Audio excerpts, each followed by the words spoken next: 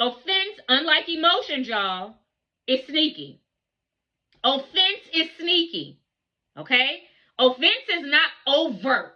Like emotions, you can see when I'm upset. You can see when I'm happy. You can see when I'm at peace. There's like a glow or glory on you. Emotions, feelings, you can see that on somebody. It's overt, right? How about offense?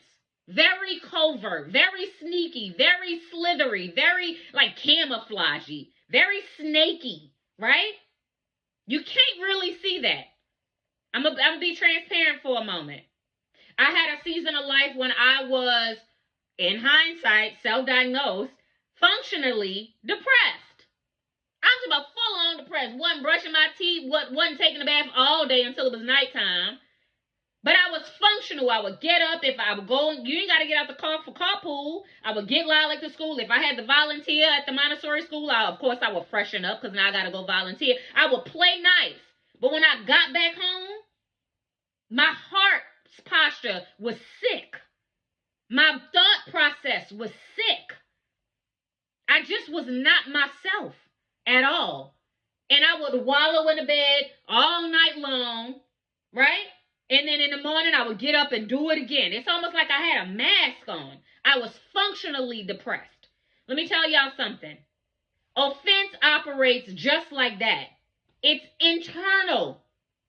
Your heart is a nasty wreck and nobody knows it but you. And what's happening is that your heart is getting sicker and sicker and sicker by the day. Because you're getting up and you're just going with the motions every day like all is well. And inside is decaying. Offense hides just like depression. It's something that you can't really see. And you know something ain't right, but you can't quite put your finger on it. Huh? Come on, somebody. Folks still operate like normal during the day and play nice, like I said. And again, their hearts are decaying. After a while, offense begins to drown out the voice of God. Here's why it's so dangerous. You need to hear the voice of God to operate holistically on a day-to-day basis, to stay in his good graces, to stay in alignment. Amen? You've got to hear him. You've got to experience his presence. You've got to study his word.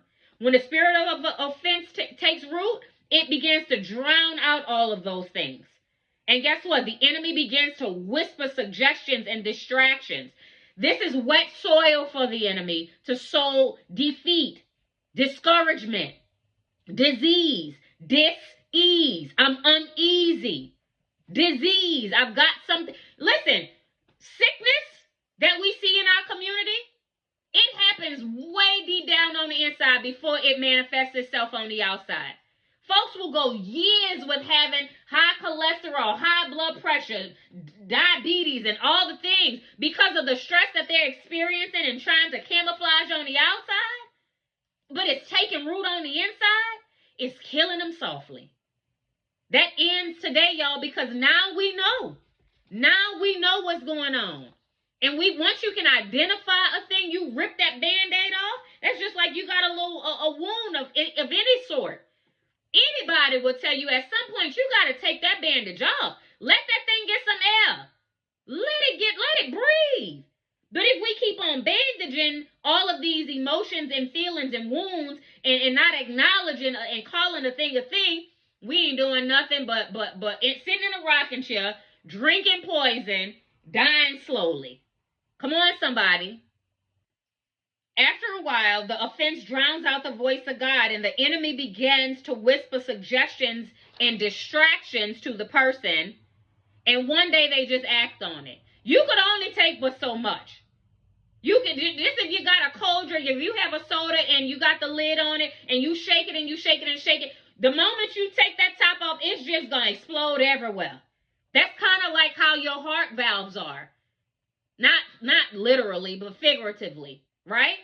You are harboring so much ill will and offense and holding on to all of these traumas and triggers and all of these past transgressions and all this junk. And it's going to take one somebody that says one thing, and then you become Jackie in a box. You have lost it. And that's why it's not healthy that we accept a male that does not belong to us.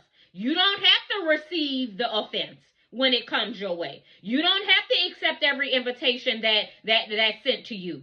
Amen. That's the enemy's way of trying to bamboozle us and hoodwink us. I feel like I'm telling my age. I don't know where that came from. But that's the enemy's way of trying to get us off our just due. Don't let him. Come on, somebody. Let's get into some word. Tonight we're going to study from the book of Matthew.